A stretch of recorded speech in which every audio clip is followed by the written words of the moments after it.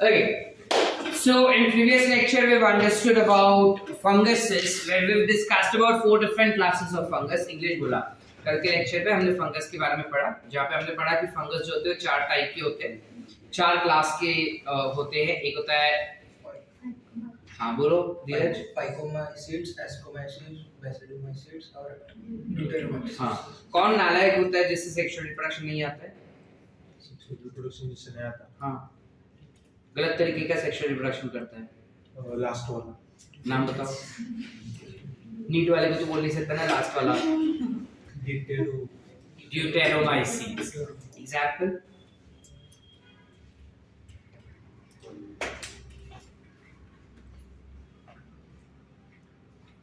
ये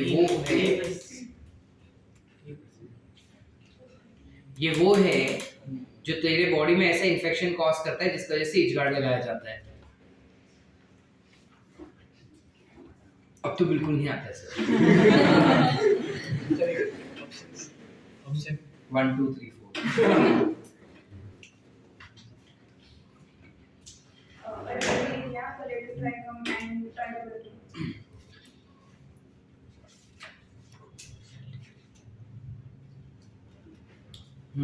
Give me an example of organism that belongs to a type of. Okay, give me an example of a smut. Smut. SMUT. अगर अपने को आया select the smut of the following example, अपने को पता होना चाहिए ना.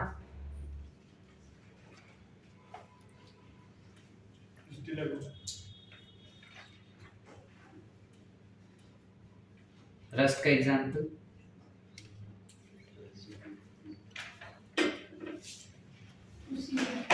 यूसीनिया.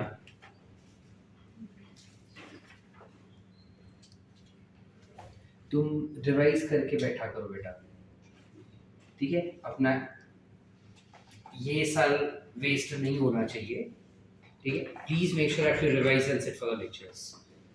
चलो let's go. So in previous lecture we've understood that there are 4 types of fungi, and these 4 types of fungi, most of them are either symbiotic, most of them are asymbiotic, but some of them is also symbiotic, which tends to combine together with algae to form something called as lichens. Now as such हमारे NCERT में lichen के बारे में ज़्यादा detail नहीं दिया है, तो हम थोड़ा डिटेल वो देख लेंगे और थोड़ा सा एक्स्ट्रा भी कर लेंगे फॉर बैकअप, ठीक है? So when we talk about lichens, ये सबसे पहले डिस्कवर किया था by a scientist called as Theophrastus. Theophrastus नाम का साइंटिस्ट था जिसने सबसे पहली बार जंगल में जाते देखा कि कुछ लाइकेन मतलब कुछ ऐसा स्ट्रक्चर है जो पेड़ पे, जो मरे हुए चीजों पे ग्रो करता हुआ दिखाई देता है. ये भी एक्सट्रीमोफाइल होता है. What do you mean by extremophile? Which can survive in all extreme climatic conditions. ये भी सारे extreme climatic condition पे survive कर लेता है. सारे extreme climatic condition में ये अपने को दिखेगा ही दिखेगा, except for air pollution. अगर air polluted होगा तो वहां पे ये grow नहीं होगा. This is the only exception that we have. कि polluted region में ये नहीं दिखता. इस वजह से जनरली जहाँ पे overcrowded cities होता है ना, वहाँ पे ये दिखाई नहीं देता अपने को. I don't know whether you all have noticed or not, but you have lichens which are grown right outside your vicinity. बाहर जितने भी प्लांट है ना, उसके ऊपर ग्रीन कलर का लगा हुआ दिख रहा है, पट्टा सा. हाँ, मतलब ये सामने वाले दोनों झाड़ पे है. उधर जाओगे तो नीलगिरी जैसा झाड़ है, वहां पे उस झाड़ पे भी है. अभी नहीं दिखेगा, अरे काला पट्टा उधर नहीं दिखेगा. बाद में ब्रेक में दिखाता हूँ तुमको लेके जाके कि यहाँ पे करके. Those are nothing but lichens, ठीक है? अब वो कौन से टाइप के lichens है ना, वो तुम मुझे बताओगे once we get done with this, ठीक है? ये lichens एक्सट्रीम कंडीशन में यानी एयर पोल्यूशन में नहीं दिखाई देते. अब एयर पोल्यूशन के लिए क्या जनरली होता है? So you have सल्फेट या sulphur dioxide and nitrous oxide या नाइट्रिक ऑक्साइड. ये 2 गैसेस ऐसे हैं जब वो हवा में काफी ज्यादा भारी मात्रा में बढ़ जाते हैं तब ये लाइकेन उसका कॉन्सेंट्रेशन को बर्दाश्त नहीं कर सकता और उसके सेल्स मरना शुरू कर देते हैं। ठीक है, लाइकेन्स बनते कैसे हैं? Lichens are formed of two components as said. You will have a fungal component and you will have an algal component. इसका जो फंगल कंपोनेंट होता है यानी जो फंगस होता है इस लाइकेन में, उस फंगस को हम कहते हैं माइको, क्योंकि फंगस का सरनेम होता है माइको और वो लिविंग है इसलिए Biot. So you call it as mycobiota. You call it as mycobiota. क्या मिलता है? mycobiota. जबकि जो अलगे है ना, इस अलगे को you call it as phyco. कल ही बताया था मैंने, फाइकोमाइसीट्स, फाइको माने अलगे जैसा, प्लांट जैसा basically. So this is called as phycobiota. You call it as phycobiota. Are we clear up till here? अब जनरली हम ये चीज देखते हैं ना, तो हमको देख के ऐसा लगता है कि जो दोनों साथ में रह रहे हैं उसमें एक घर दे रहा है और एक न्यूट्रिएंट्स दे रहा है। Yes or no? That is the basic thing what you see. Who should be dependent on whom? कौन किस पे डिपेंडेंट होना चाहिए बताओ? Fungus will be dependent on algae. This is the basic thing that we may assume. Yes or no? बस थोड़ा बात अलग हो जाता है यहाँ पे। हमको ऐसा लगता है कि algae जो है वो खाना बनाता है तो फंगस जो है उसी पे डिपेंडेंट होगा खाने के लिए, लेकिन ऐसा नहीं है। फंगस जो है ना काफी सारे काम कर लेता है। पहले तो वो शेल्टर देता है इसको ग्रो करने के लिए, दूसरा वो दूर दूर से मिनरल्स लेके आता है, तीसरा वो मिनरल्स के साथ साथ पानी भी खींच के लाता है, और ये भाई साहब सिर्फ एक ही काम करते हैं, which is what? Photosynthesis. That's it. So yes, for food they're dependent on algae, but for rest of the processes they're rather dependent on fungi because वो ज्यादा काम कर रहा है as compared to algae. Are we clear up till here? Yes. चले आगे। अब ये दोनों जब कंबाइन होते हैं ना, फंगस और algae कंबाइन हो रहे हैं और कुछ ऐसे सरवाइव कर रहे हैं, तो अलग अलग टाइप के फंगस जो है वो algae के साथ कंबाइन हो सकते हैं। तो जब अलग अलग टाइप के फंगाई हम बोल रहे हैं, कौन से फंगस कंबाइन होते हैं, depending on which fungus is getting combined, you tend to go for their classification accordingly. Like for example, अगर फंगस में you have ascomycetes, अगर ascomycetes combine हो रहा है to form something called as lichen, you have a class of fungi called as ascomycetes. If that is combining to form lichens, that lichen will be called as ascolichens. वैसे ही अगर basidiomycetes हुआ तो इसे क्या कहेंगे? We classify it as basidiolichens. ठीक है, वैसे ही अगर you have deuteromycetes तो इसे क्या कहेंगे? Deuterolichens. ठीक है, now all of this is not in your NCERT, तो आपने क्यों करवाया? खाली एक बेसिक, अगर बाय चांस स्टेटमेंट वाले क्वेश्चन में अपने को आया कि कौन से टाइप का फंगस जो है वो पार्टिसिपेट नहीं करता अलगे लाइकेन बनाने में, या कौन सा फंगस ऐसा है which is not involved or which cannot form lichen, you have something called as phycomycetes, as you can see. Phycomycetes जो है वो कभी लाइकेन नहीं बनाता। ऐसा क्यों सर? वो प्रिमिटिव टाइप का है ना। A, it is very very primitive in nature. B, it is algal like fungi. जब अलगे खुद ही आ रहे हैं तो अलगे जैसा फंगस चाहिए ही क्यों हमको? ठीक है, ऐसे याद रख सकते हैं, ये रीजन नहीं है। ठीक है, रीजन ये है कि वो काफी प्रिमिटिव टाइप का है, इसलिए वो इन्वॉल्व नहीं होता सिम्बायोटिक एसोसिएशन में, लेकिन ये तीन जो हाईली एडवांस्ड होते हैं वो जनरली इन्वॉल्व हो जाते हैं। इनमें भी ascolichens जो होता है ये काफी कॉमनली दिखाई देता है। This is second common and this is third common.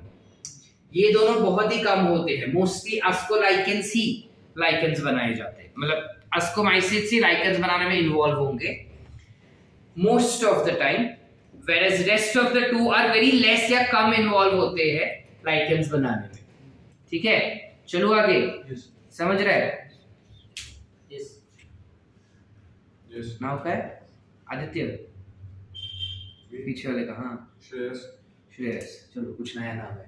Clear है? हाँ, इधर 10 में से 2 लोग का नाम आदित्य होता है, लड़की में 10 में से 2 नाम का साक्षी होता है ना। चलो लेट्स गो अहेड। इधर भी है कोई साक्षी?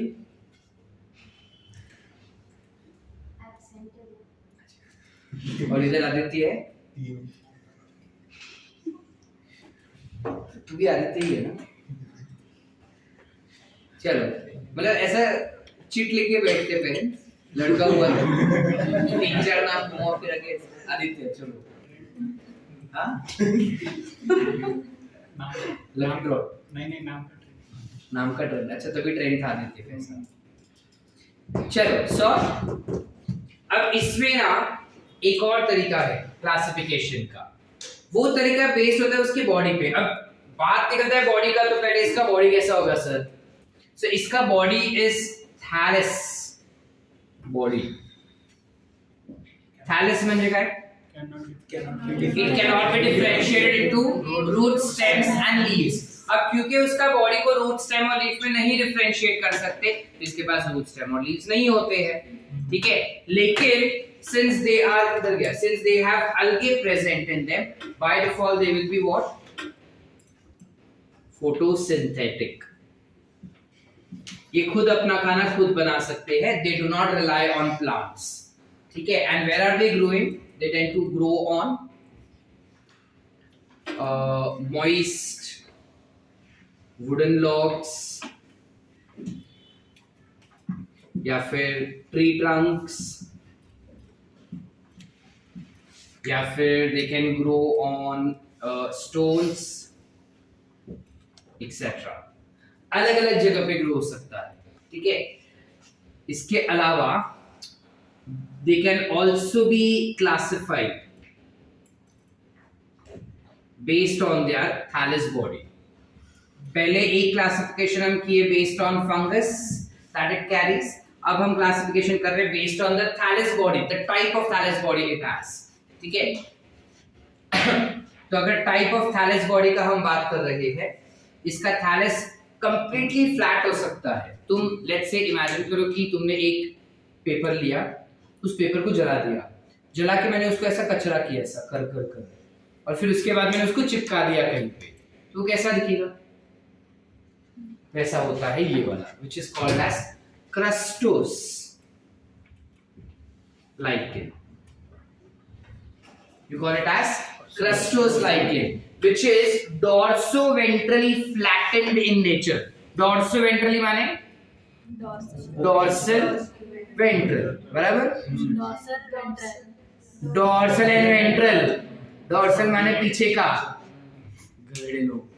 dorsal ventral आगे पीछे से ना वो दोनों जगह से फ्लैट होते हैं, और फ्लैट होके जो भी सबस्ट्रेट पे वो चिपकते हैं ना, काफी टाइटली चिपक जाते हैं, जिसको उखाड़ना मुश्किल होता है।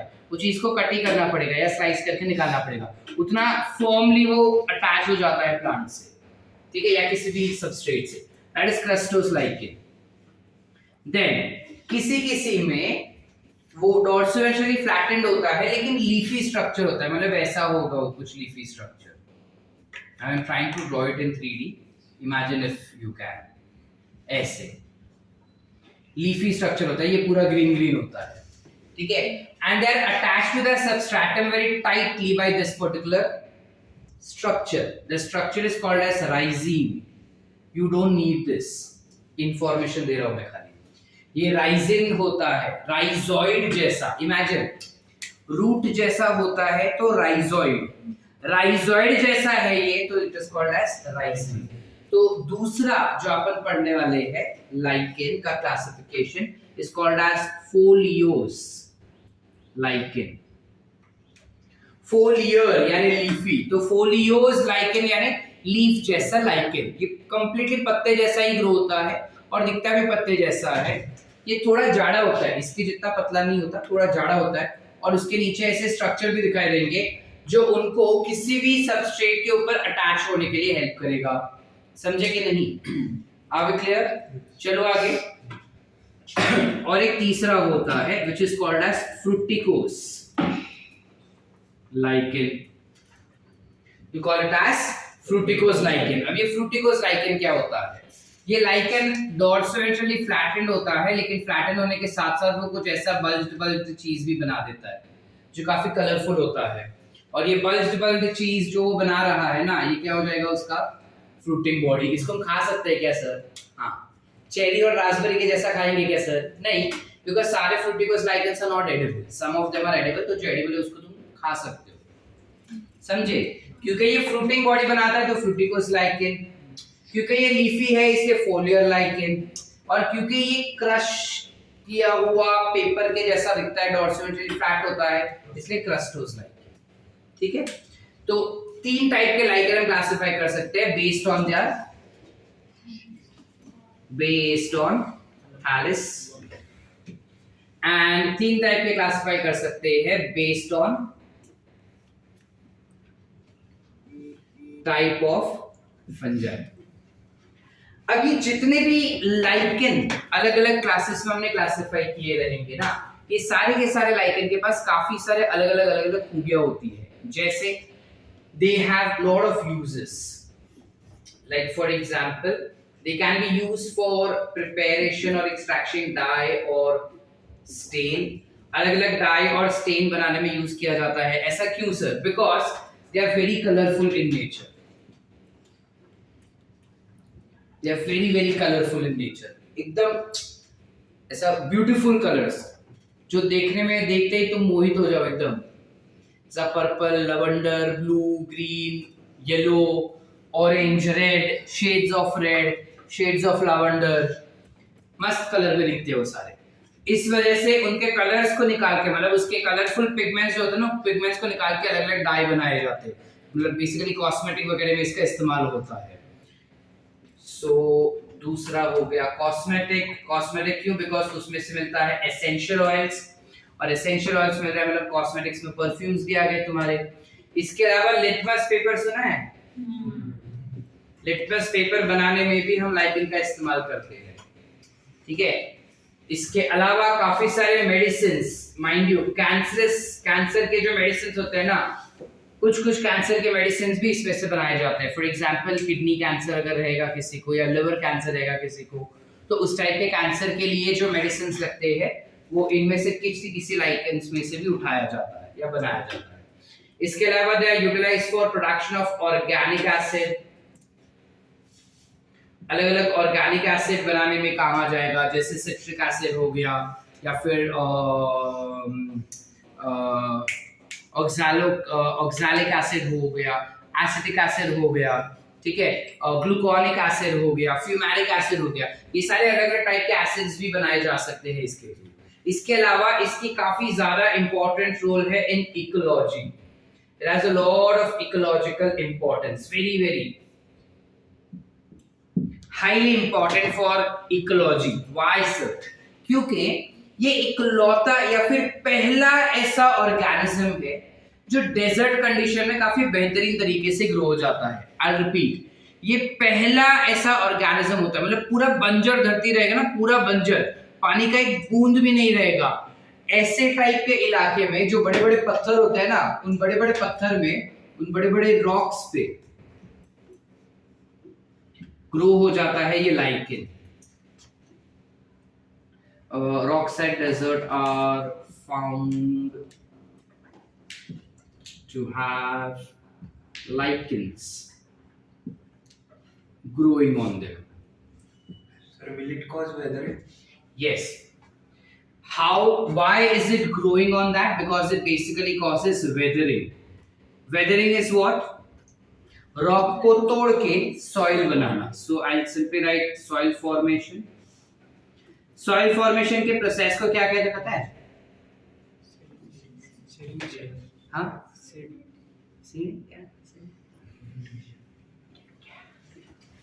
pedogenesis. The process of formation of soil is called as pedogenesis, and pedogenesis is basically a result of what? Weathering of rocks. ठीक है, अब जब ये सॉइल बना लेता है ना, अब वो बना हुआ सॉइल के ऊपर धीरे धीरे करके मॉसेस ग्रो होना शुरू करते हैं। तो आइडियली लाइकेन्स और मॉसेस दोनों हैंड इन हैंड ऑलमोस्ट साथ में ग्रो होते हैं, लेकिन पहले तो लाइकेन ही ग्रो होता है उस पे। क्वेश्चन आता है कि वो वेदरिंग कैसे करवाता है सर। वो वेदरिंग करवाते हैं दो केमिकल की मदद से। एक होता है कार्बोनिक एसिड और एक होता है ऑक्सैलिक एसिड। कार्बोनिक एसिड और ऑक्सैलिक एसिड जो होता है वो रिलीज किया जाता है by lichens. Lichens are responsible for secretion of carbonic acid and oxalic acid. और ये कार्बोनिक एसिड और ऑक्सैलिक एसिड मिलके बड़े बड़े पत्थरों को तोड़ देता है और तोड़ के वो फाइनली बनाएगा सॉइल। जैसे ही सॉइल बनेगा वैसे ही मॉसेस ग्रो होना शुरू हो जाते हैं। मॉसेस जैसे ग्रो होना शुरू होंगे धीरे धीरे करके क्लाइमेटिक चेंज आएगा and that will lead to something called as ecological succession. It leads to something called as ecological succession. क्या होता है ये इकोलॉजिकल सक्सेशन? Climatic change. धीरे धीरे धीरे करके क्लाइमेट में जब चेंज आता है और जहाँ पे बंजर धरती था और अब वहाँ पे हरियाली हो गया उसे हम कहते हैं ecological succession, because ecology completely change हो गया वहाँ पे इस वजह से। Are we clear? समझ रहे हैं? जाग रहे हैं? सेकेंड लास्ट में कौन बोल समझ रहे हैं? पक्का जाग रहे हो? आज फर्स्ट लेक्चर बैठे मेरा। हाँ, डिसइंटरेस्टेड, बायो नहीं बैठना था, गलती से बैठ गई। हाँ, of course I know you and that is why I'm asking you. पक्का क्लियर है यहाँ तक? Any doubts? Any doubts? No. Clear है यहाँ तक? Yes, sir. So that is all with regarding lichens जो हमको पता होना चाहिए। Once more और understood? Understood. पक्की बात? Yes. कुछ लिखना है? हाँ। बड़ा अच्छा। अब इसमें से ना तुम ये क्लासिफिकेशन पार्ट नहीं भी लिखे ना तो भी चलेगा एक बारी, बिकॉज एनसीईआरटी में इतना डिटेल दिया नहीं है तुमको, ठीक है? बट जस्ट अगर तुम्हारे इंफॉर्मेशन के लिए लिख के रखना है तुम वो कर सकते हो।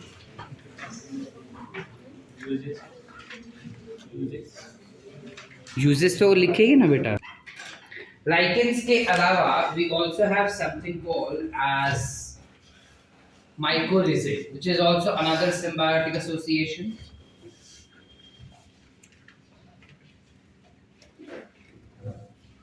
Yes or no? अब mycorrhizae क्या होता है? mycorrhizae में होगा fungus plus roots which will together form mycorrhizae और mycorrhizae। अब इसमें क्या होता है? दो टाइप के होते हैं। पहले तो माइको यानी फंगस और रिजे माने रूट। यहाँ पे क्या होता है? फंगस जो होता है वो रूट्स पे ग्रो होना शुरू कर देता है और कुछ कुछ फार्मर्स ऐसे हैं जो जानबूझ के ये करवाते हैं। क्यों ये करवा रहे हैं? बिकॉज ये बहुत ही ज्यादा हेल्पफुल होता है। This mycorrhizae are very very very very helpful for plants to grow and nourish and flourish better. How sir? If this is a particular root of a plant, ठीक है, अगर ये प्लांट का रूट है, ठीक है, तो फंगस क्या करता है? इस रूट के ऊपर ग्रो हो जाता है, कुछ ऐसे।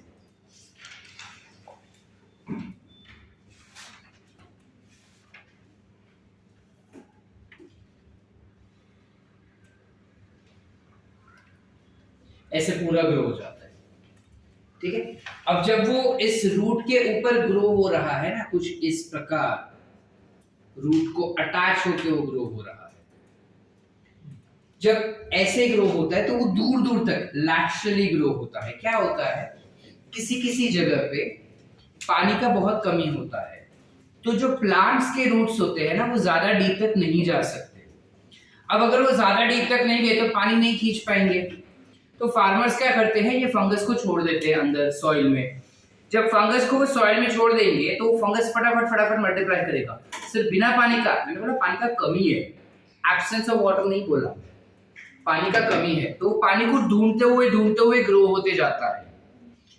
रूट्स जो होते हैं वो वर्टिकली डाउनवर्ड्स जाते हैं, जो फंगस होता है ना वो हॉरिजॉन्टली मतलब लैटरली ग्रो होता है ऐसे, और दूर दूर तक जाके it is responsible for collection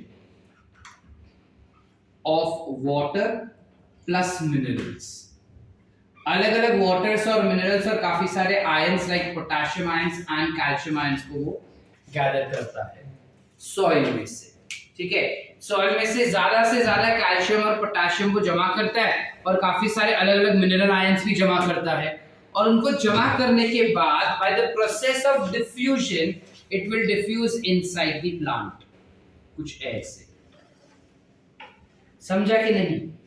अब जब वो प्लांट की कॉर्टिकल सेल्स में इसको भेज रहा है और प्लांट्स को इतना सारा न्यूट्रिएंट और पानी दे रहा है, तो प्लांट का भी फर्ज बनता है ना कि उसको रिटर्न में कुछ दे।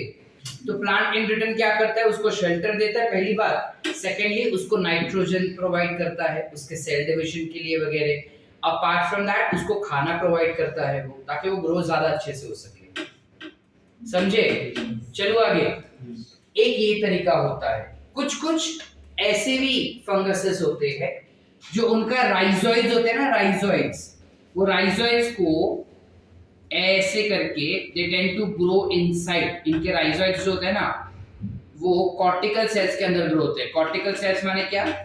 रूट्स के अंदर कॉर्टेक्स सेल्स होते हैं, ठीक है, रूट्स के अंदर एक स्पेशल टाइप के सेल्स होते हैं जो खाना स्टोर करता है, उन सेल्स को हम कहते हैं कॉर्टिकल सेल्स या कॉर्टेक्स। उस कॉर्टेक्स के अंदर ये जो फंगस है उसका रूट माने उसका राइजोइड जो है वो घुस जाता है, तो जो भी वो एब्सॉर्ब करेगा इंस्टेड ऑफ डिफ्यूजन डायरेक्टली वो छोड़ देता है इन कॉर्टिकल सेल्स के अंदर, समझे कि नहीं? यहां इसने क्या किया था, डिफ्यूजन के थ्रू कॉर्टेक्स में भेजा, यहाँ पे वो डिफ्यूजन नहीं करे, डायरेक्टली रिलीज कर देता है वो, और रिलीज करते समय वो कुछ अलग अलग स्ट्रक्चर्स बना सकता है, ऐसा स्ट्रक्चर बना सकता है, इस टाइप का स्ट्रक्चर अगर उसने बनाया तो इसे हम कहेंगे आर्बस्किल। क्या कहेंगे? क्या कहते हैं? You can call it as arbuscule, ठीक है, या फिर वो बल्ब जैसा स्ट्रक्चर भी बना सकता है, कुछ ऐसा। अगर ऐसे बल्ब जैसा स्ट्रक्चर बनाया तो इसको you will call it as vesicle, you call it to be as vesicle, you call it as vesicle.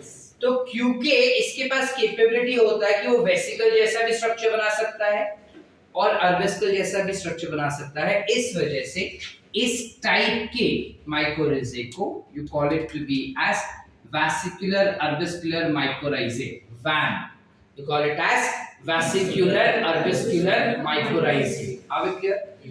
ये जो फंगस है उसका राइजोइड जो वो अंदर चला गया ना सेल के अंदर, इसलिए इसे हम कहते हैं एंडोमाइकोरिजे।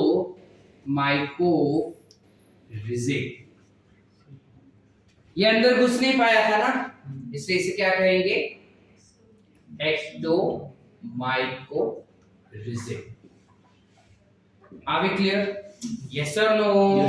करते कि नहीं?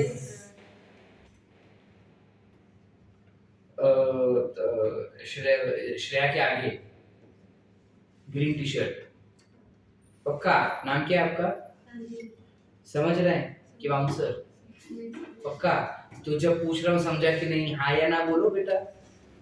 ऐसा बैठे रहोगे तुम खुद को भी कुछ नहीं समझोगे, कुछ नहीं समझेगा तुमको, ठीक है, और मुझे भी नहीं समझेगा कि तुमको समझा कि नहीं समझा। सो बी इंटरैक्टिव इन क्लासरूम, ठीक है? क्लियर है यहाँ तक? These are ectomycorrhizae because वो रूट के बाहर ग्रो होते हैं। ये एंडोमाइकोराइजे बिकॉज ग्रो तो रूट के बाहर ही होता है, लेकिन उसके राइजोइड्स जो है वो रूट सेल्स के अंदर घुस जाता है, माने कॉर्टिकल सेल्स के अंदर घुस जाता है, ठीक है। इस वैन का ना अपने एनसीईआरटी में एक एग्जांपल भी दिया है, ग्लोमस। ग्लोमस नामक एक माइकोरिजा है जो वैम के कैटेगरी को बिलोंग करता है, और इसका एग्जाम्पल तुमको एनसीईआरटी में दिया है, इस चैप्टर में नहीं बट 12th के एक चैप्टर में जिसका नाम है माइक्रोब्स इन ह्यूमन वेलफेयर। ये टॉपिक उधर उन्होंने एक्सप्लेन किया है, तो आपने अभी क्यों किया? बिकॉज हम इस वक्त फंगस ही पढ़ रहे हैं, कंटिन्यूटी में वही बनता है, इसलिए। समझे कि नहीं? तो हमने क्या बोला था, फंगस जो होता है वो सिम्बायोटिकली दो चीजों से जुड़ सकता है, या तो वो अलगे से जुड़ेगा या तो वो रूट से जुड़ेगा। अलगे से जुड़ा तो बनेगा लाइकेन, और रूट से जुड़ा तो बनेगा माइकोरिजे। माइकोरिजे क्या होते हैं वो समझ गए हम सब? कोई डाउट से?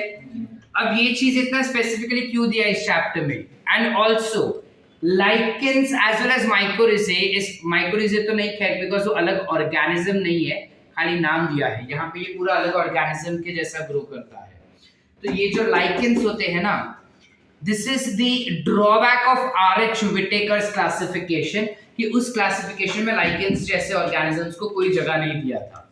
लाइकेंस जो वो इंडिविजुअली सस्टेन कर सकता है, लाइकेन खुद एक नया ऑर्गेनिज्म ही है। जैसे यहाँ पे ये एक नया ऑर्गेनिज्म नहीं है, इस स्ट्रक्चर को उन्होंने नाम दे दिया है माइकोरिजे, जबकि यहाँ पे लाइकेंस जो है कंप्लीटली अलग ऑर्गेनिजम्स ही है।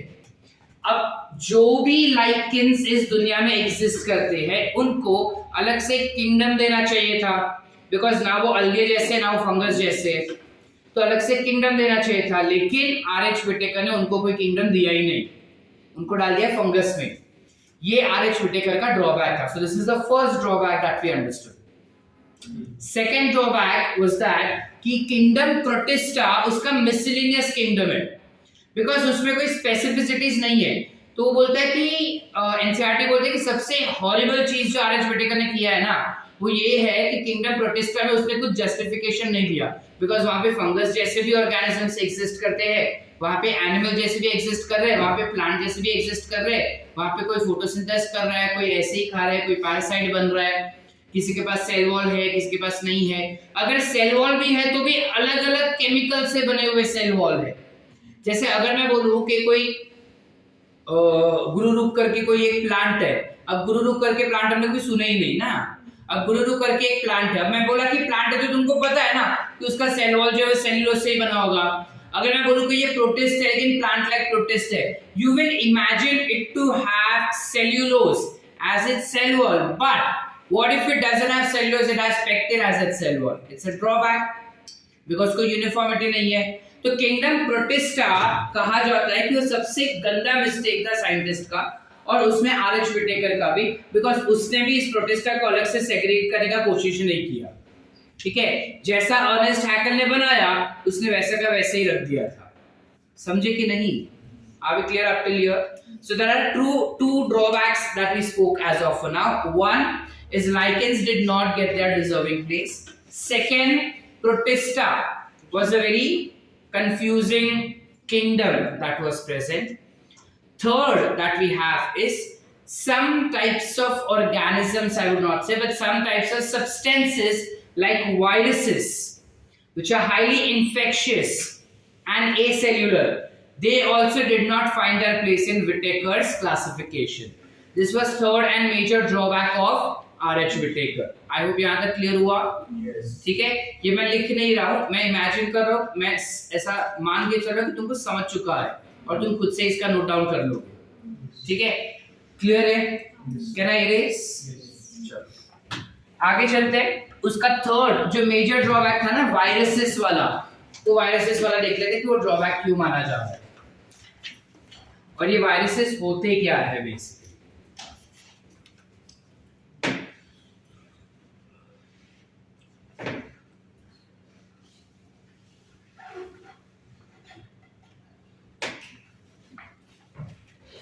चलो, जब हम वायरसेस का बात करते हैं,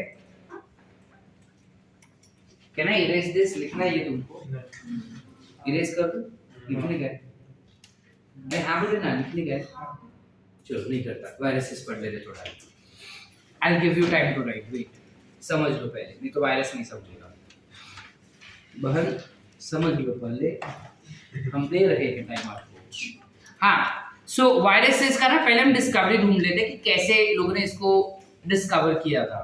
क्या हुआ था, एक साइंटिस्ट था, अब ये साइंटिस्ट एनसीईआरटी में नहीं है तुम्हारे, ठीक है, बट एक्चुअल शुरुआत इसने किया था। एक साइंटिस्ट था जिसका नाम था अडोल्फ मेयर। ठीक है, ये अडोल्फ मेयर ना रास्ते से जा रहा था, भेलपुरी खा रहा था, इधर उधर देख रहा था, देखते देखते उसकी नजर पड़ी टोबैको प्लांट पे। उसने देखा कि टोबैको प्लांट का जो लीफ है ना, उसमें कुछ विचित्र सा पैटर्न बना हुआ है। ठीक है, ग्रीन कलर का ही है लीव्स, लेकिन वो लीफ जो है वो फुगा फुगा सा दिख रहा है, दाने दाने जैसे दिख रहे हैं उसके ऊपर, और कुछ अलग सा इन्फेक्शन होता हुआ दिख रहा है। ठीक है, अब क्योंकि ये दाना दाना दाना दाना करके एक स्ट्रक्चर लीफ जैसा बनाता हुआ दिखाई दे रहा था उसको, इस वजह से अडोल्फ मेयर ने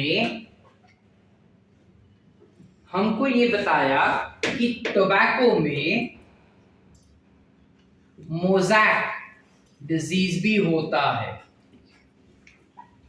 तो मोज़ैक डिजीज का डिस्कवरी किसने किया था? अडोल्फ मेयर ने। ये इंफॉर्मेशन अपने को दिया नहीं है, बट पहले ये डिजीज डिस्कवर हुआ था। अब अडोल्फ मेयर को जाना था कि ये डिजीज किसकी वजह से हुआ रहेगा।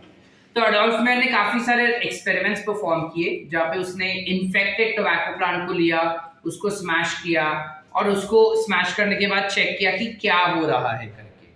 ठीक है, तो उसने देखा कि स्मैश करने के बाद जो पल्प निकलता है ना, वो पल्प इन्फेक्शियस है। तो उसको लगा कि ये पल्प इन्फेक्शियस इसलिए है बिकॉज उसमें कोई बैक्टीरिया है जो इन्फेक्शन कॉज कर रहा है। और उसने ये भी कह दिया कि ये बैक्टीरिया जो है वो सारे माइक्रोस्कोप पे नहीं दिख रहा, यानी कि ये कोई बहुत ही छोटा बैक्टीरिया होगा, ऐसा उसने बताया। समझ पा रहे कि नहीं? अडोल्फ मेयर ने क्या किया, टोबैको प्लांट जो इन्फेक्टेड था ना, उस इन्फेक्टेड टोबैको प्लांट को लिया और उसका चटनी बनाया, और चटनी बना के उसका पल्प ले लिया। उसके बाद वो पल्प में से पूरा पानी निकाला, फिल्टर किया। फिल्टर करने के बाद जो पानी मिला ना, उस पानी को उसने माइक्रोस्कोप के अंदर देखा, ऑफ कोर्स टिश्यू को भी देखा, और उसने देखा कि बैक्टीरिया कोई दिख ही नहीं रहे। सिंपल माइक्रोस्कोप में देखा, सिंपल माने कंपाउंड माइक्रोस्कोप जो सादा अपना होता है वो। अब कंपाउंड माइक्रोस्कोप में उसे कोई बैक्टीरिया नहीं दिखे ना, तब उसने डिस्कवर किया ये चीज कि जो मोज़ैक डिजीज होता है ना टोबैको के अंदर, वो स्मॉलेस्ट बैक्टीरिया की वजह से होता होगा जो माइक्रोस्कोप में डिटेक्टेबल नहीं है। ठीक है, कंपाउंड माइक्रोस्कोप में डिटेक्टेबल नहीं है करके। अब ये चीज उसने बोल दिया ऐसे ही, लेकिन एक साइंटिस्ट था जिसने सीरियस ले लिया इस बात को। उस साइंटिस्ट का नाम था डी.जे. इवानोव्स्की। ग्रीन कलर दिखता है क्लास बेंच वालों को? डी.जे. इवानोव्स्की नाम का एक साइंटिस्ट था जिसने इस थीसिस को या इस प्रपोजल को थोड़ा ज्यादा सीरियसली ले लिया। उसने बोला चल देखते हैं एक्चुअली ऐसा हुआ है क्या। तो उसने क्या किया, उसने ये इन्फेक्टेड टोबैको प्लांट लिया, उस इन्फेक्टेड टोबैको प्लांट को लेके उसने चटनी बनाया, वापस से उसने पल्प लिया। अब जब वो पल्प ले रहा था ना, मतलब फिल्टर कर रहा था ना, तो फिल्टर करते समय उसने एक ऐसा फिल्टर पेपर लिया जो सबसे छोटा माइक्रोब्स तब हम जानते थे ना, उसको भी फिल्टर कर दे माने उसको उस पोर से जाने नहीं देगा। क्या किया उसने एक ऐसा फिल्टर पेपर लिया जिसका छेद का साइज इतना छोटा था कि सबसे छोटा बैक्टीरिया भी इससे पास नहीं हो सकता। और ये फिल्टर पेपर के द्वारा उसने क्या किया, फिल्टर किया पल्प को, और पल्प को फिल्टर करने के बाद नीचे जो मिला ना, वो फ्लूइड था, फिल्ट्रेट था।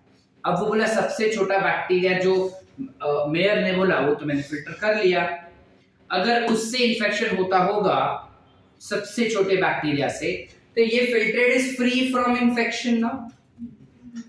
सो उसने अब इस फिल्टर को लिया और हेल्दी टोबैको प्लांट पे स्प्रे कर दिया। जब उसने हेल्दी टोबैको प्लांट पे स्प्रे किया ना, तब उसने देखा कि ओहो ये तो फिर से डिजीज हो गया, ये प्लांट फिर से मोज़ैक डिजीज बता रहा है। पहली बात तो उसको ऐसे लगा कि प्रोबेबली मेरी ये फिल्ट्रेशन करने में कुछ गलती हुआ होगा, तो उसने एक और बार ट्राई किया और फिर से उसको सेम रिजल्ट आया।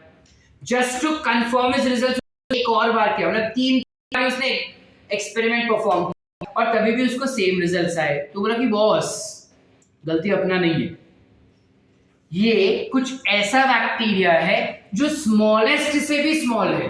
माने उसने क्या बोला कि ये इन्फेक्शन जो हो रहा है ना टोबैको प्लांट में, ये कुछ ऐसा इन्फेक्शन है जो सबसे छोटा बैक्टीरिया से भी कुछ छोटा है जो इन्फेक्शन कॉज कर रहा है। अभी क्या है वो उसे नहीं पता था, समझ रहे कि नहीं? ये क्या है वो उसे नहीं पता था।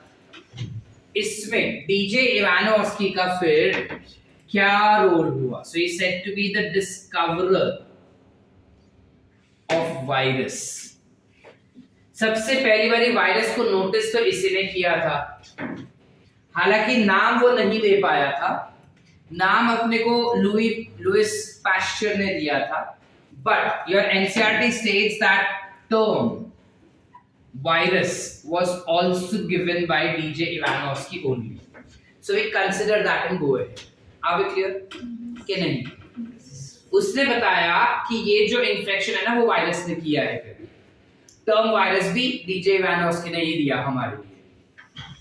फिर बाद में एक और साइंटिस्ट था जिसका नाम था एमडब्ल्यू विजरिंग। एमडब्ल्यू विजरिंग, स्पेलिंग देख लो क्या है, एक बार में गलत लिखा है।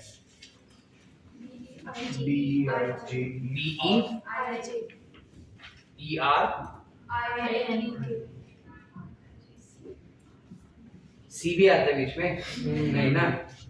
चलो, सो यू हैव एमडब्ल्यू विजरिंग, जिसने क्या बोला कि ये जो फ्लूइड है ना वो काफी पॉइजनस है। पॉइजनस माने विशियस। तो उसने बोला कि ये fluid is very very vicious and it is also contagious, because एक इन्फेक्टेड ऑर्गेनिज्म से दूसरे इन्फेक्टेड ऑर्गेनिज्म में वो फैला रहा है कि नहीं? इस वजह से उसने हमको एक टर्म दिया, कंटेजियम विवम फ्लूइडम, संस्कृत में लेकिन इंग्लिश वाला संस्कृत। उसने कहा कंटेजियन माने कंटेजियस, विवम यानी विशियस या poisonous, fluidum is fluid. So he gave us name to that fluid, which is that it is contagious viscous fluid. ठीक है? अब इतना बड़ा नाम याद रखना कि contagium wave fluidum, contagium wave fluidum बहुत बड़ा था ना। तो एक्चुअली एक साइंटिस्ट था लुइस पैस्चर, वो बोला चुप कर, इतना बड़ा नहीं, हम छोटा रखेंगे। विशियस फ्लूइड को हम कहेंगे वायरस। तो actually that was Louis Pasteur who gave us term virus, but NCERT बोलता है डीजे इवानोव्स्की ने टर्म दिया वायरस, तो हम बोलेंगे डीजे इवानोव्स्की ने दिया टर्म वायरस, हम वही पकड़ के चलेंगे। ठीक है? अब फिर एक बंदा था, वो काफी यंग था तुम्हारे तरह, ठीक है? उसको ऐसा गोल गोल चीजें बहुत इरिटेट करता था, बोले वायरस वायरस वायरस क्या है, वायरस क्या है, वायरस करके खत्म ही करो इस चीज को। उसे देखना था कि ये वायरस है क्या। इतना छोटा कैसे कोई हो सकता है कि तुम उसको माइक्रोस्कोप में ना देख पाओ, और स्मॉलेस्ट बैक्टीरिया को फिल्टर करने वाला जो फिल्टर है ना वो भी उसको नहीं पकड़ पा रहा है। तो इतना छोटा क्या हो सकता है करके, वो कैसा दिख सकता है, ये एक साइंटिस्ट को देखना था। इस साइंटिस्ट का नाम था स्टैनली। साइंटिस्ट का नाम था स्टैनली। उसने क्या किया, यही वायरस लिया, माने यही विशियस फ्लूइड लिया, और इस फ्लूइड को इवेपोरेट, फ्लूइड का एक ड्रॉप लिया स्लाइड पे और पानी को इवेपोरेट कर दिया, तो बच जाएगा सब सॉलिड सब्सटेंस उस पे, है कि नहीं? पानी इवेपोरेट हो गया तो नीचे क्या बच गया, सब सॉलिड केमिकल्स। तो सारे सॉलिड केमिकल्स जो है वो स्लाइड पे चिपक गए, और अब वो माइक्रोस्कोप में देख रहे हैं कि क्या है क्या है, क्या नया दिख रहा है। तो उसको काफी सारी चीजें ना रिकग्नाइजेबल लगे। रिकग्नाइजेबल मतलब साइंटिस्ट था ना, तो उसको पता था कि क्या चीज इसमें पाई जा सकती है। तो सब चीजों को उसने पहचान लिया, एक चीज को छोड़ के। एक ऐसा चीज था जो कुछ ऐसा सिलिंड्रिकल दिख रहा था, ऐसा रॉड शेप का, और उसके ऊपर ना कुछ ऐसे ऐसे ऐसे ऐसे मार्क्स थे। तो बोला दैट्स इट, यही है वो जो इतना ऐसा पॉइजन पॉइजन करवा रहा है ना, वो यही बंदा है। तो ये चीज उसने क्रिस्टलाइन फॉर्म में देखा ना, इसलिए हम कहते हैं कि Stanley was the first scientist to crystallise viruses. Understood कि नहीं समझे? क्लियर है पूरा स्टोरी? Any doubts? लक्षात राय परत एकदा की कळलं? नक्की सगळ्यांना? मयुरी ना कळतंय की नाही? की बाउन्सर नक्की डोसक्यात शिरते आपल्याला? सॉर्टेड? चले आगे।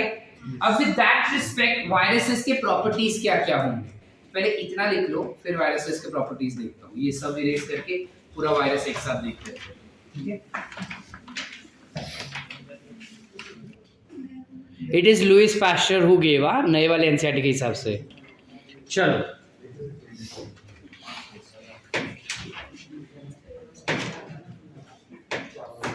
जो वायरसेस है ना उसके काफी सारे अलग अलग टाइप के प्रॉपर्टीज होते हैं।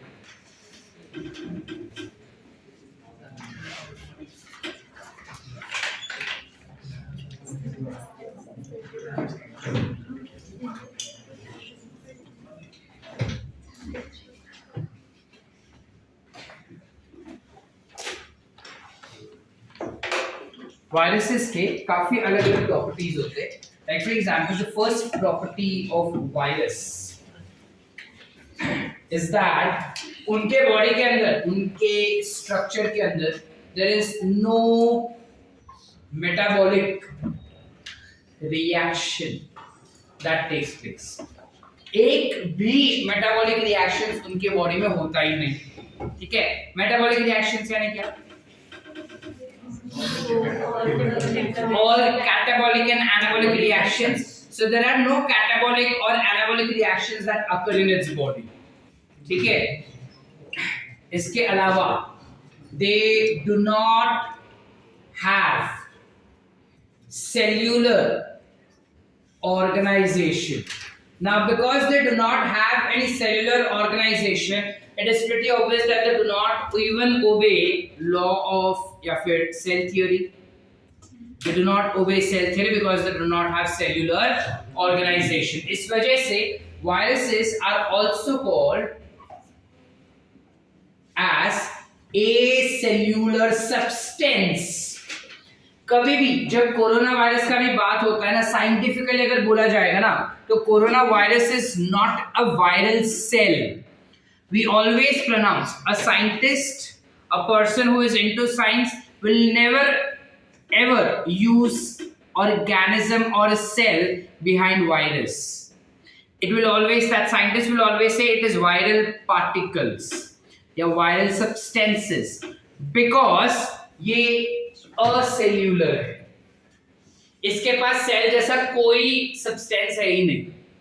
ना वो मेटाबॉलिक रिएक्शन करता है, ना सेल्यूलर ऑर्गेनाइजेशन. लेकिन it definitely has the property of reproduction. It can reproduce and cause infection. ये प्रॉपर्टी तो लिविंग जैसी हो गई. ये दो प्रॉपर्टी जो है, सिर्फ यही दो प्रॉपर्टी उसके पास लिविंग जैसी होती है. बाकी सारी प्रॉपर्टीज नॉन लिविंग जैसी है. लेकिन ये दो प्रॉपर्टी काफी इंपॉर्टेंट भी है. तो साइंटिस्ट असमंजस में इसे क्या क्लासिफाई करें? Living, non living, living, non living, living, non living. Finally they came to a conclusion that classify them to be as threshold of life. Why would I say threshold of life? Because they are in between, they are the borderline of living and non living. हमको पता है कि corona virus हमारे body में कितना fast multiply करता है. हमको पता है कि कोरोना वायरस जब मल्टीप्लाई हो रहा है यानी कि क्या? It can reproduce. और infection तो खरीद है. It is infectious. I don't need to prove that fact. चले आगे? Yes or no? Yes. अब क्योंकि ये acellular है, क्योंकि इसके पास सेल जैसा कोई ऑर्गेनाइजेशन नहीं है, it is pretty obvious that I cannot kill them with antibiotics. Because antibiotics तो उनके ऊपर काम करेगा ना जो लिविंग ऑर्गेनिज्म होगा. ये तो लिविंग है ही नहीं, तो इनके ऊपर एंटीबायोटिक्स कभी काम ही नहीं करते. तुम कितना भी एंटीबायोटिक खाओ ये कभी मरेगा ही नहीं. ठीक है, तो कैसे मरेगा? They die by drugs. They can be killed by using drugs. अब जब हम ड्रग्स बोल रहे हैं शुभांकर, पर ड्रग्स नहीं देगा. Drugs here meaning heavy chemicals. ठीक है, generally those are benzoic chemicals. Benzoic chemical समझते हैं? बेंजीन रिंग वाले रहते हैं, वो रिंग वाले होते हैं बेसिकली. ठीक है, इसके अलावा क्योंकि वो एसेल्यूलर है, they are obligate parasites. Meaning what? They cannot replicate outside host, but they definitely survive outside host cell. Host cell के बगैर वो मल्टीप्लाई नहीं कर सकता, लेकिन होस्ट सेल्स के बाहर वो मरता भी नहीं है. क्यों नहीं मरता? जिंदा थोड़ी है, वो जिंदा है ही नहीं तो मरेगा ही नहीं. यानी कि अपने को जो बताया था ना कि कोरोना के पास 14 डेज का साइकिल होता है, तुम 14 डेज के लिए अपने आप को अलग रखो तो वो चेन टूट जाए, गलत है। ऐसा कुछ नहीं होता, ठीक है, दैट्स अ मिथ। अगर ऐसा होता तो 14 दिन सब अपने अपने घर के अंदर चले गए होते और 14 दिन में कोरोना गायब। हर बारी कोरोना है, 14 दिन अंदर वो कोरोना गायब, बट ऐसा होता नहीं। 14 days it takes for us to recover from corona, that's true, ठीक है। बट ये नहीं है कि 14 दिन तक तुम बाहर नहीं निकलोगे तो किसी मतलब 14 दिन के अंदर वो साइकिल टूटे, ऐसा कुछ नहीं होता। वो मरता नहीं है 14 दिन के बाद, वो सब झूठ था, ठीक है। मतलब अगर सपोज कोई कोरोना वाला बंदा बाहर थूक ले ना, और वो थूक तुम्हारा हम अगर 4 महीने के बाद उसमें से मिट्टी उड़ के हमारे नाक के अंदर गया और नाक के अंदर से लंग्स में गया, we still can have corona back again, वो कभी नहीं मरेगा। तो सर हम इसके साथ ही जिएंगे, नहीं रे, उसको मारने का एक तरीका है, हमने कहा ना ड्रग्स का इस्तेमाल करो। अच्छा तो मेडिकल उधर से ऐसा ड्रग्स का बॉटल लेके ऐसा छिड़कू क्या मैं? नहीं, सैनिटाइज इज द बेस्ट, ठीक है। मेडिकेशन करना, सैनिटाइज करना, या फिर sanitising is the best one, ठीक है। बेसिकली हम क्या कर सकते हैं, उसका जो स्ट्रक्चर है ना, वो स्ट्रक्चर को अगर एक बार तोड़ लिया, या उसके अंदर जो एंजाइम है जो उसके डीएनए को आरएनए को मल्टीप्लाई करने के लिए हेल्प कर रहा है, उसको अगर हमने तोड़ दिया तो मल्टीप्लाई होना बंद हो जाएगा, वो मर जाएगा उधर, या वो उधर ही स्टॉप हो जाएगा, ठीक है। समझते हो क्या हुआ? कुछ पूछ रहे थे तो मुझे पूछो, थोड़ा सा तो श्रेया से ज्यादा ही आता है मेरे को। कुछ पूछ रही थी श्रेया, वो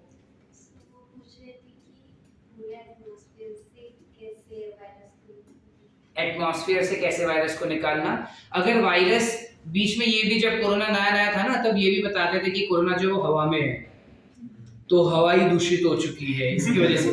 अगर वो हवा में होता तो सबके अंदर जाता ना, तो जितने भी लोग सांस तो सभी ले रहे हैं ना, तो अगर मैं यहाँ पे ऐसे कोरोना स्प्रे कर दो और वो हवा छोड़ दो और बाहर जाएगा, तो आसपास सभी हवा ले रहे हैं ना, तो सबके अंदर कोरोना जाएगा ना। ऐसा थोड़ी कि यहाँ से आगे जाते वो विश्राम बाग के चौक तक जाएगा और तब तक कोरोना खत्म, सब उसको सांस ले लिया और बाजू वाले को नहीं हो रहा है, होगा तो सबको ना। सो ये भी एक मिथ है कि हवा में वायरस है कोरोना का, इसलिए there are some viruses which are highly sustainable in air, होते हैं।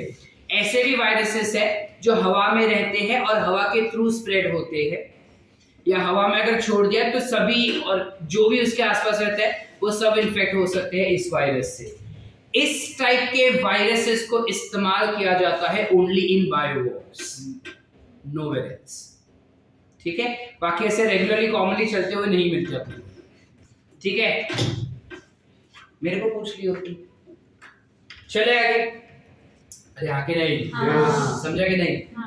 ठीक है। तो it can survive outside very easily. इसके अलावा इसका जो बॉडी है, इधर लिखो तो दिखता है ना, their body is composed of, body नहीं लिखी है ना, वो लिविंग के लिए होता है। देयर स्ट्रक्चर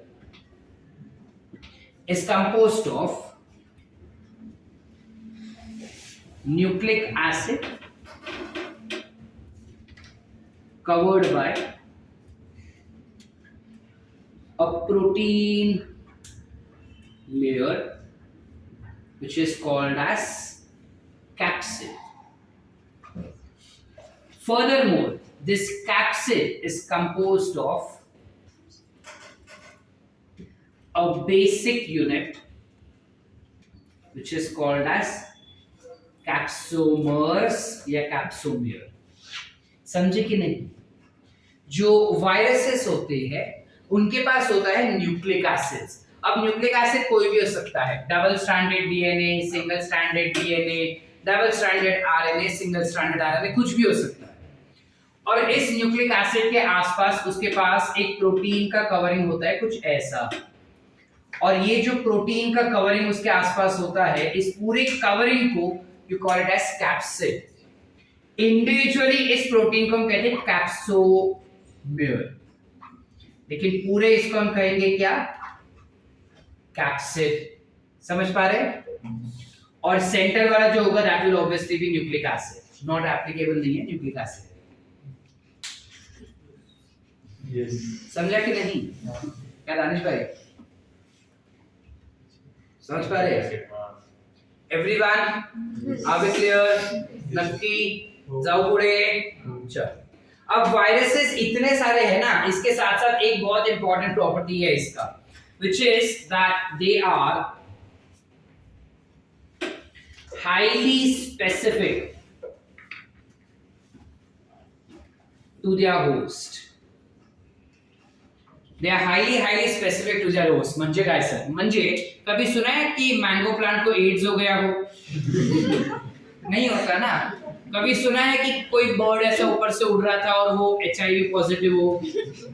नहीं होता ऐसा, क्योंकि अगर कोई वायरस किसी स्पेसिफिक एनिमल के बॉडी में ग्रो हो रहा है तो वो उसी के अंदर ही ग्रो हो सकता है, किसी और के अंदर नहीं. समझे कि नहीं? ऐसा क्यों सर? क्योंकि जब वो वायरस मल्टीप्लाई होता है ना, उसके पास तो सिर्फ उसका जेनेटिक मटेरियल है और कुछ नहीं.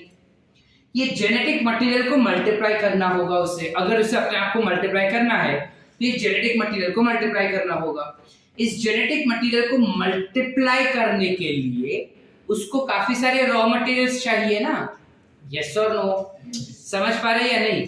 जैसे लाइक फॉर एग्जांपल, अगर हम पिज्जा बना रहे हैं या पिज्जा हमको खाना है तो अलग अलग जगह से पिज्जा मिलेगा ना. आसपास के अगर सराउंडिंग में हम देखें तो हमारे पास 3 पिज्जा वाले, 4 पिज्जा वाले हैं हमारे पास. अगर तुम देखो तो एक बाजू वाला लंदन से, एक उस तरफ वाला पी स्क्वायर वाला, वो भी पिज्जा बेचता है. ये पिज़्ज़ेरिया वाला पिज्जा बेचता है, डोमिनोज वाला पिज्जा बेचता है. बाद में देख लियो बेटा, बाद में देख लेना. पिज़्ज़ेरिया सामने है, तू गली से बाहर निकलेगी ना लेफ्ट में जाने का, ठीक है? और उसका सेकंड फ्रेंचाइजी हो. हाँ, तो 4 पिज्जा वाले तो उधर ही हो गए. सबके पिज्जा अलग अलग टेस्ट करते हैं. व्हाई? बिकॉज सबके रॉ मटेरियल्स आणि बनवायची पद्धती वेगवेगळी आहे. ओके ना? त्याचप्रमाणे प्रत्येक व्हायरसला रेप्लिकेट होण्यासाठी काहीतरी रॉ मटेरियल्स हवे आणि प्रत्येकला जे रॉ मटेरियल्स हवे ते वेगवेगळे असतात. वेगवेगळे पाहिजे त्यांना, ते रिक्वायरमेंट्स वेगवेगळे. आणि त्यामुळे जर कोणता तरी व्हायरस आपल्या बॉडीमध्ये रेप्लिकेट करतो तर तो स्पेसिफिकली आपल्याच बॉडीमध्ये रेप्लिकेट करेल. फार जर गेला तो, if it is getting extended, that will be in dogs or cats, but to the mammals only, not beyond mammals. Understood? Yes, sir. Give answer. Understood. Everyone? Yes. So that's what we mean by over here, that they're very host specific in nature.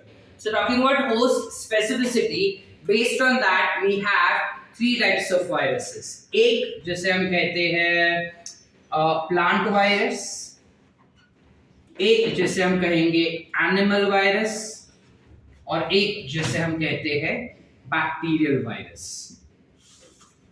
Mind you और भी काफी होते हैं, लेकिन हमारे NCERT 3 बोलता है, हम 3 ही पढ़ रहे फिलहाल. बाकी का एक्स्ट्रा हमको पढ़ने का फिलहाल जरूरत नहीं है. अगले साल 23 में जब मेडिकल में जाओगे तब पढ़ लेना ये चीज. वायरोलॉजी नामक एक पूरा सब्जेक्ट आएगा तुमको. सो जब प्लांट वायरस का बात करते हैं, प्लांट वायरसेस जो होते हैं उनका शेप जनरली रॉड शेप का होता है, जबकि animal virus is polyhedral in shape. What do you mean by polyhedral? Polyhedral म्हणजे काय? पॉली म्हणजे हेड, म्हणजे हेड. त्याला मल्टिपल हेड्स असतात. म्हणजे काय काय शेप नसतं त्याला. पॉलीहेड्रल म्हणजे they do not have a specific shape. ठीक है? जबकि बैक्टीरियल वायरस का शेप क्या होगा? बैक्टीरियल वायरसचा टॅडपोल शेप. टॅडपोल म्हणजे काय माहिती आहे? फ्रॉगचं चिंटू वर्जन. ठीक है? छोटू फ्रॉग. इसके अलावा जब हम जेनेटिक मटेरियल का बात करते हैं, जेनेटिक मटेरियल का बात करेंगे तो plant viruses always have single stranded और double stranded RNA. They will always have either single stranded or double stranded RNA. Whereas animals के पास single stranded या फिर double stranded DNA हो सकता है या फिर RNA हो सकता है, कुछ भी हो सकता है. ठीक है? और बैक्टीरियोफाज के पास जनरली सिंगल स्ट्रैंडेड या डबल स्ट्रैंडेड DNA होता है, लेकिन किसी किसी के पास RNA भी होता है. ठीक है? क्लियर है यहाँ तक? ओके ना है? जाओ पूरे। चलो, इसके अलावा जब हम सिमेट्री का बात करें तो plant virus will show us spiral symmetry, whereas animal virus will show us a radial symmetry and bacterial virus will show us bilateral symmetry. समझा कि नहीं? स्पाइरल सिमेट्री मतलब क्या? स्पाइरल सिमेट्री मतलब जब मैं उसको ऐसे कट करूं ना और फिर ऐसे देखूं कि सारे पार्ट्स इक्वल है या नहीं, इक्वल होते हैं, तो उसे हम कह देंगे स्पाइरल। रेडियल माने क्या? रेडियस से काटने का नहीं, मतलब हाँ, बट रेडियल माने जब हम उसको ऐसे कट करते हैं, कुछ ऐसा। पिज्जा हर एक रेडियस से कट करो, सारे पीसेस सेम लेंथ के, सेम साइज के, सेम एरिया के होंगे, रेडियल सिमेट्री। ठीक है, फिर आता है क्या? बायलैटरल। बायलैटरल माने बीच से काटना, लैटरली काट रहे हैं हम उसको, so that becomes bilateral symmetry। चले आगे। प्लांट वायरस का शेप कैसा दिखता है, मतलब how exactly they are looking like? So कुछ ऐसा होता है प्लांट वायरस। ये जो हम बना रहे हैं इस वक्त, these are capsids and individually they are nothing but capsomer।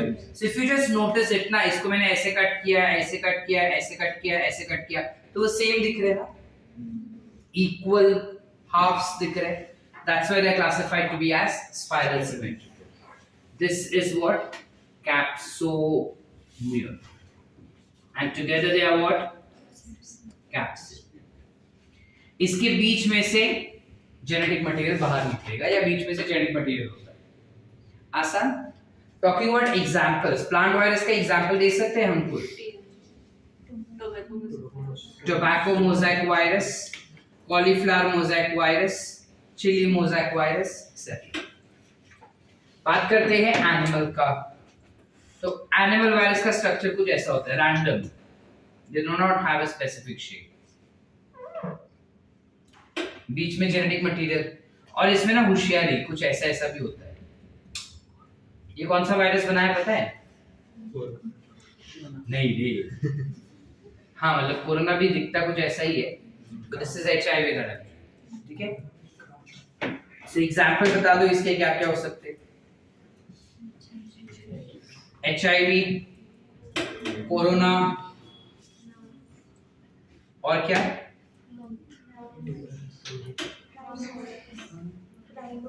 Rhinovirus. Rhinovirus is actually a group of virus. चलो ठीक है, राइनोवायरस।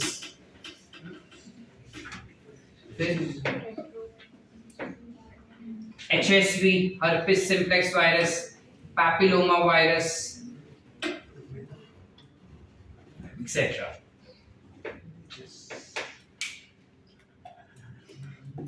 बोलना बेटा, क्या बोली वो श्रेया?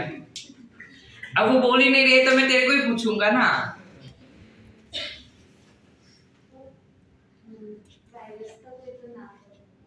कौन सा वायरस का नाम बता रही है? सृष्टि ना? कौन सा virus? Ebola virus is also virus that we have. ठीक है, जो इसके कुछ आसपास, कोरोना के आसपास से निकला था।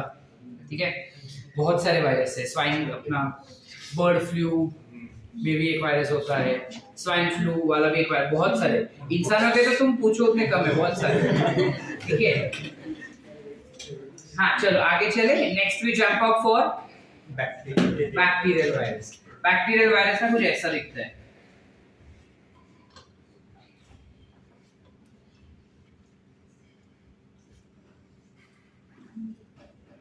कुछ ऐसा होता है, और इसके सेंटर पे ऐसा जेनेटिक मटेरियल होगा। इसका ऊपर वाले स्ट्रक्चर को हम कहते हैं head, which is of course पूरा कैप्सिड है। This will be its genetic material। यहाँ पे ना इस चीज को you call it as disc, this is called as pins, this is called as flagellar tail। Centre पे यहाँ पे you have some structure like this. तो ये रीजन को हम कहते हैं नेक रीजन, इसे हम कहेंगे शीथ, इसे हम कहते हैं कोरटेल। कुछ ऐसा स्ट्रक्चर होता है किसका, बैक्टीरियल वायरस का। बैक्टीरियल वायरस को ना एक नाम दिया गया है, it is called as bacteriophage. You call it to be as bacteriophage. इसको डिस्कवर किया गया था बाय एक साइंटिस्ट कॉल्ड स्टुअर्ट, TWRT। उस साइंटिस्ट ने ना इसको डिस्कवर किया था और फेलिक्स डी हेरेल ने ये नाम दिया था। उल्टा बोला, स्टुअर्ट ने ये नाम दिया था और फेलिक्स डी हेरेल ने इसको डिस्कवर किया था। लेकिन ये तुमको याद नहीं रखना है, तुमको चाहिए तो लिख के लो, but then this is for your knowledge.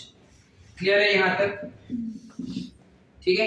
और इसको अगर ऐसे डिवाइड किया तो दो हाफ मिलते हैं, इसलिए they are bilaterally symmetrical. Examples क्या हो जाएंगे इसके बैक्टीरियोफाज का? M13 is one of the virus, lambdaphage is another virus। भयंकर भयंकर नाम होते हैं इसके, ठीक है। वो अभी जब हम आगे बायोटेक्नोलॉजी चैप्टर पढ़ेंगे तब बताता हूँ सारे नाम इसके। याद है? क्लियर? वायरसेस के टाइप्स क्लियर? Any doubts? नक्की लिहून घेऊया।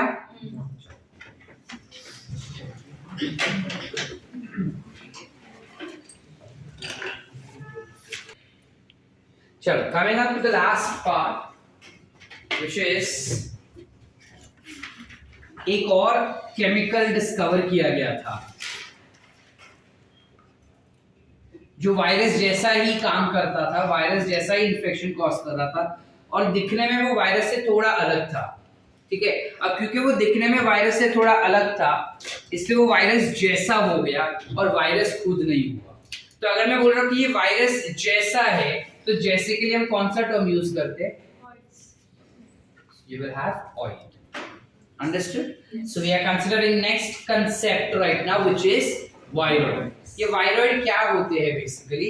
ये viroid जो होते हैं ना, वो circular वो single stranded होते हैं और वो linear RNA होते हैं. These are single stranded linear RNA in nature. Linear माने सीधा RNA होता है. They lack capsid. उनके आसपास कोई कैप्सिड नहीं होता, जैसे हम यहाँ पे बना चुके हैं, ऐसा कोई कैप्सिड नहीं होता उनके पास। But they are highly multipliable, मतलब रिप्रोड्यूस कर सकते हैं, plus they also have the property of causing infection. So they are highly infectious and reproducible. वो काफी बेहतरीन तरीके से रिप्रोडक्शन भी कर सकते हैं और इन्फेक्शन भी कॉज कर सकते हैं। इंसानों में आज तक ये कोई भी इन्फेक्शन कॉज करते हुए देखा नहीं। इंसान माने एनिमल्स में आज तक ये कोई भी इन्फेक्शन कॉज करता है ये हमने नोटिस नहीं किया। So they are said to be infecting, they infect plants only, mostly. ठीक है। इसके अलावा the first viroid that was discovered was PSTV. Now what is PSTV? Potato spindle tuber virus. ये क्या करता था वायरस? नॉर्मल बटाटा कुछ ऐसा होता है, ये उस बटाटे को ना कुछ ऐसा बना देता था, लंबा सा। ठीक है। और हम इसको खाते भी थे, तो सर हमको कुछ होता नहीं था क्या? होता था, बट बेसिक चीजें जैसे डिहाइड्रेशन होना, लूज मोशन होना, डायरिया होना, स्टमक अपसेट होना, चक्कर आना। ठीक है। वो बेसिक चीज है, ऐसा भारी भरकम मरने जैसा कुछ नहीं होता है। ठीक है। बेसिक सिम्टम्स होता है कि बुखार आ गया, स्टमक इन्फेक्शन हुआ या फिर फूड इन्फेक्शन हो गया, वैसा कुछ होता है। ठीक है। बाकी हमारे बॉडी में कुछ इफेक्ट नहीं करेगा। तो this was the first one. और इसका जो डीएनए है ना, इसका जेनेटिक मटेरियल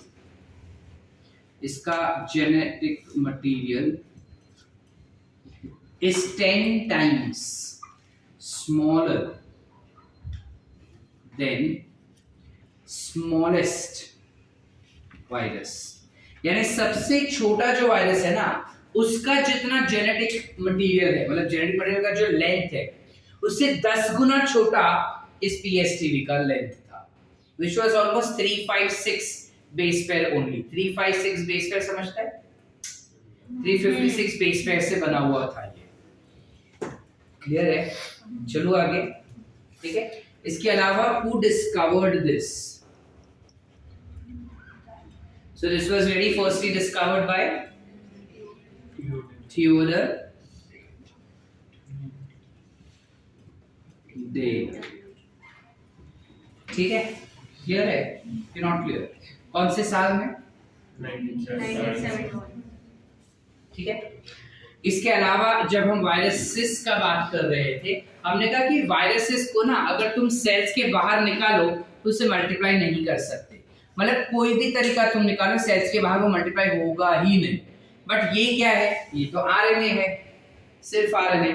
तो आरएनए को तो हम सेल्स के बाहर भी मल्टीप्लाई कर सकते हैं, है ना? कैसे बताओ, अकल लगा के बताओ।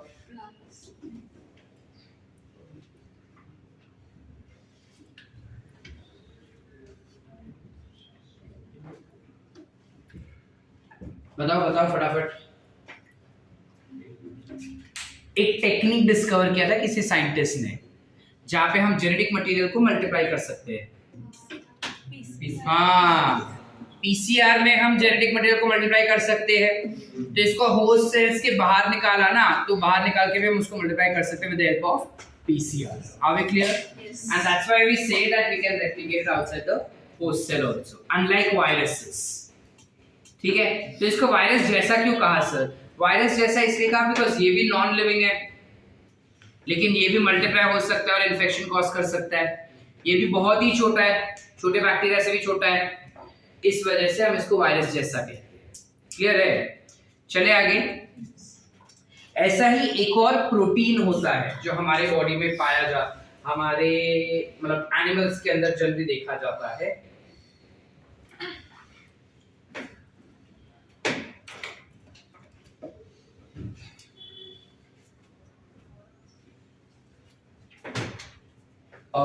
And that particular thing is called as prions। इन्हें हम कहते हैं prions। अब ये prions क्या होते हैं? ये abnormally, काफी बारी क्या होता है ना कि जो एनिमल्स होते हैं ना उनकी बॉडी में प्रोटीन बनाया जाता है। कौन सा स्ट्रक्चर प्रोटीन बनाता है हमारे सेल में? हाँ, अमीनो एसिड के चेन से बनता है, बट वो चेन कौन बनाता है?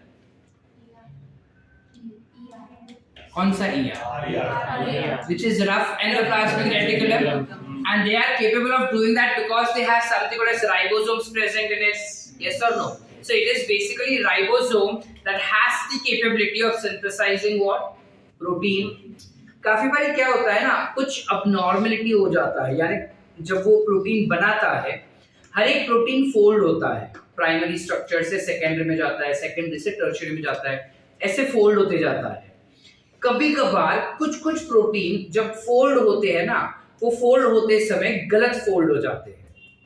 अब आइडियली जब वो गलत फोल्ड हो जाते हैं ना, हमारा सेल्स को पता चल जाता है कि ये गलत फोल्ड हुआ है, तो एंजाइम यूज करके उसको कट करके बॉडी के बाहर फेंक देता है या फिर रिसाइकल कर देगा।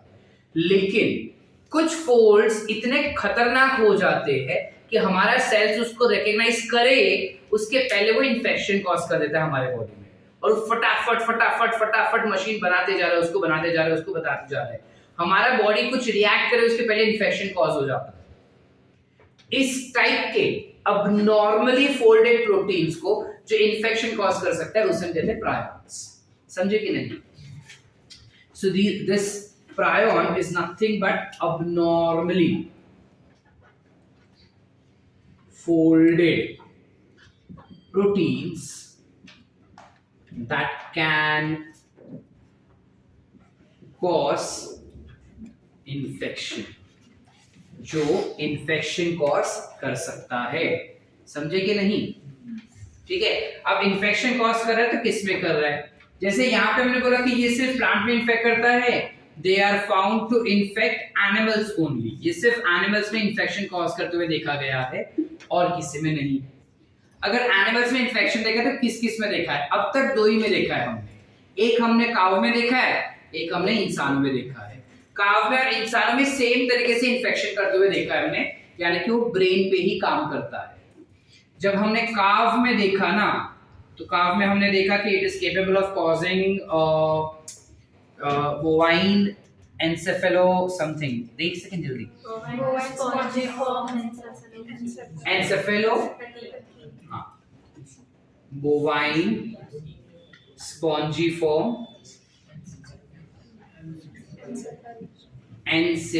एंसेफेलोपैथी। अब इसमें ये क्या करता है? ये प्रोटीन जो होता है वो हमारे ब्रेन सेल्स को, हमारे नर्व सेल्स को धीरे धीरे तोड़ते जाता है, जिसकी वजह से हमारा ब्रेन का साइज है वो श्रिंक हो जाता है। ब्रेन का साइज श्रिंक होने की वजह से काफी सारे अबनॉर्मलिटीज होंगे। एक तो खुद अपना कुछ कंट्रोल नहीं होगा, बॉडी के ऑर्गन्स ढंग से कंट्रोल नहीं हो पाएंगे, हमारे आंखों का, हमारे नहीं, इनका एक्चुअली आंखों का कलर चेंज हो जाता है, लाल हो जाता है, रेड आईज हो जाते हैं इनके। प्लस इनका बॉडी ऑर्गेनाइजेशन, बॉडी डिफॉर्म होने लगता है। डिफॉर्म समझते हैं? जो वेल हट्टा कट्टा काव रहता है ना, वैसा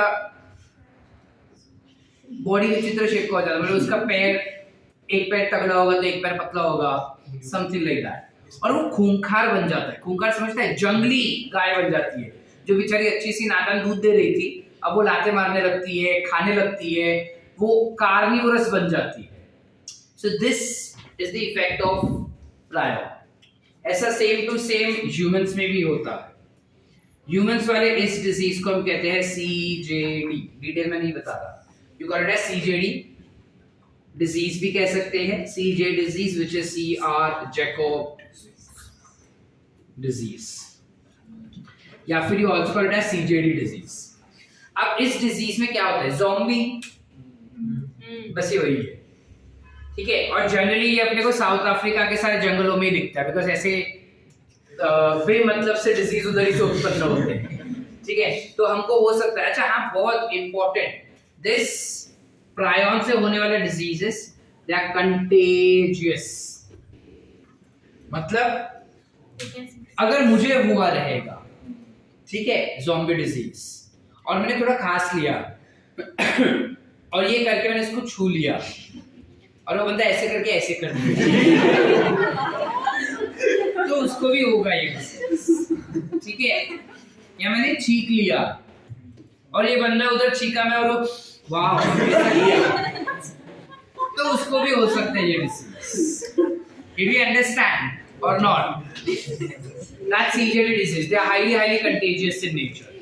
सर अगर कंटेजियस है तो साउथ अफ्रीका से इंडिया में आने को तो टाइम ही नहीं लगेगा, क्योंकि तो फटफट इंसान ऐसा छूते छूते आ जाएगा वो तो। देखो मैंने कहा कि साउथ अफ्रीका के जंगलों में होता है, उधर के जंगलों में आम आदमी नहीं जाता ठीक है।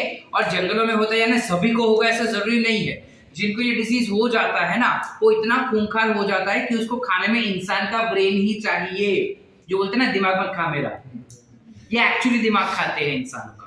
तो इंसानों को मार मार के उनका दिमाग ऐसा खाते हैं उन लोग। तो ऑब्वियसली ऐसे जानवर को तो कोई अपने कम्युनिटी में नहीं रखेगा, तो जिनको ये डिजीज होता है उनको इन लोग आइसोलेट करके अलग जंगल में ऐसा बांध के रख देते हैं। कौन? अफ्रीका में, इंडियंस। क्लियर है? Did you understand prions? You understand viroids? Sorted. So with that we end up with the second chapter of your biology, which is biological classification. I hope the entire chapter was pretty clear to all of you all. ठीक है, कुछ लिखना है board से लिखो फटाफट। Write down and we'll read the chapter. Break चाहिए? चलो ठीक है।